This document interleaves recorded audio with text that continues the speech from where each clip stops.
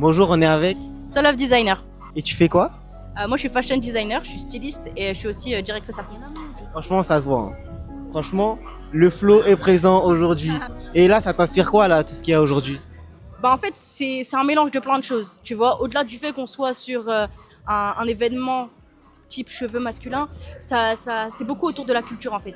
C'est vraiment la culture, c'est là où on arrive à aller. Tu vois, c'est vraiment, on part de rien et on arrive à avoir des événements aujourd'hui comme cela et c'est ouf. Parce qu'en vrai, quand tu t'imagines Barber, tu vois quoi? Tu vois aujourd'hui. Et c'est la communauté, tu vois, c'est la communauté hip-hop, urbaine. C'est quoi qui t'a donné envie de te lancer? C'est la passion. La passion. La passion, depuis que je suis toute petite, je suis quelqu'un de passionné. Je suis une artiste. Je fais énormément de choses. Je suis passée d'abord par la table graphisme. J'étais dans une école d'art. Donc j'ai toujours été dans cet environnement très artistique avec mon père aussi qui est artiste, tu vois. Et donc, juste en grandissant, une fois que j'avais passé le cap de me rechercher au niveau de mon identité, je me suis dit, mais je vais mêler mes deux passions qui sont le dessin et la mode, parce que je kiffais m'habiller. Déjà, quand j'étais petite, moi, j'allais déjà en fripe, tu vois, quand c'était vu très... Ah non, ça craint, c'est pour les pauvres. Moi, je m'habillais déjà à Emmaüs quand j'avais 10 ans, tu vois. Le flow, il est présent au final. En fait, c'est ça. C'est qu'aujourd'hui, c'est pas parce que t'as un gros logo Louis Vuitton que t'es fashion, non. Moi, c'est vraiment une manière de penser, c'est un état d'esprit. Et c'est à travers les vêtements, en fait, que je montre mon art aussi, parce que c'est mon identité, c'est ce qu'on ressent aussi, parce que même si c'est que des vêtements, ça procure des émotions.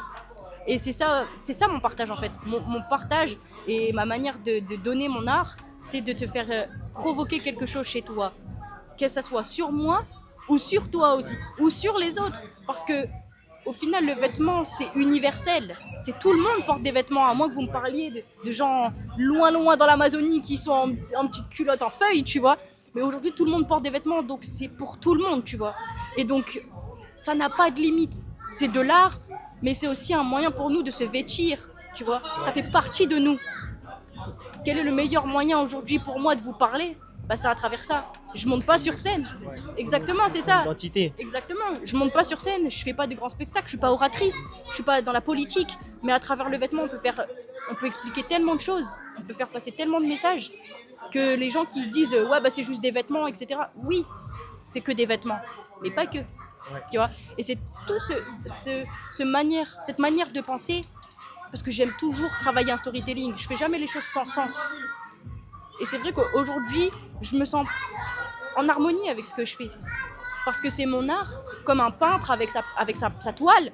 Et ben moi, c'est à travers les vêtements que je le fais aujourd'hui. Et oui, j'aimerais bien pouvoir faire davantage de choses, tu vois.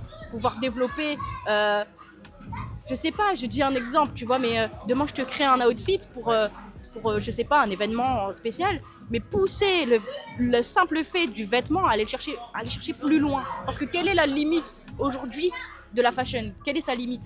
Il n'y a pas de limite. Ben si, le corps.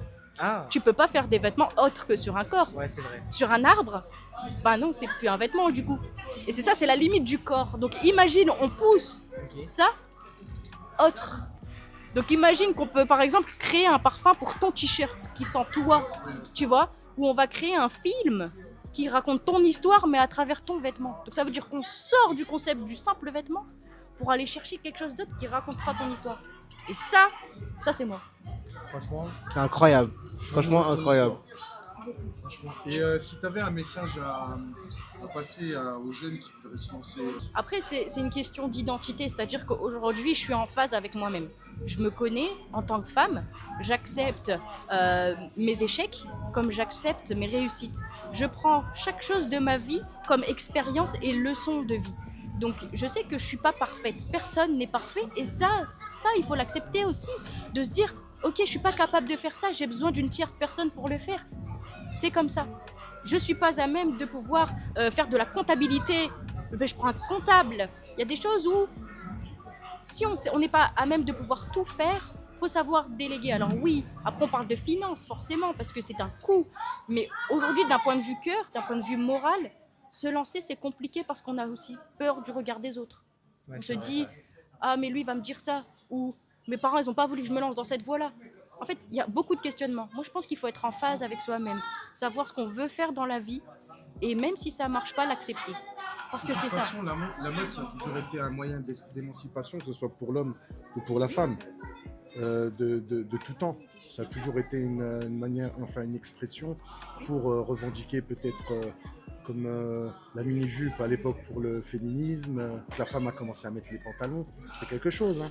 Avant, Les vêtements ont une histoire. Les vêtements ont une histoire, comme d'un point de vue aussi culturel, qu'on retrouve dans plein de pays du monde. Quand on voit les traits d'un vêtement de samouraï, on sait très bien que c'est pas européen. On sait, tout a une signature. Les matières qu'on va utiliser ont une signature. Le denim, quelle est son histoire? Et c'est ça, c'est qu'on pousse la chose plus loin que juste une question de « Ah, j'aime bien les vêtements, je vais me lancer dans une marque de vêtements, je vais faire un site Shopify et je vais faire des flocages. » C'est quoi ça? On est en 2025, les gars. moi, Venons, j'aime on pousse bien le ton style, truc. parce que là, regarde, on voit de l'asiatique. Mhm. Pourtant, je suis pas asiatique. Non, mais on voit De de quelle l'asiatique origine? dans tes yeux, suis dans les algérienne. cheveux, Ok, les cheveux algérienne. raides, 100%, ouais. de l'africain au-dessus, Mhm. un teint maghrébin, un peu indien aussi. Mhm. En fait, le truc, Ok, c'est que t'es je algérienne mélange. d'où? Je suis algérienne de 4 coins différents. Mes grands-parents côté mère, c'est Ouaharan et Alger. Ouais. Et du côté de mon père, c'est la frontière marocaine, c'est dans les montagnes et tout. Ah, ok. Mania, je crois. Ok. Je vais peut-être dire n'importe quoi, mais désolé grand-mère.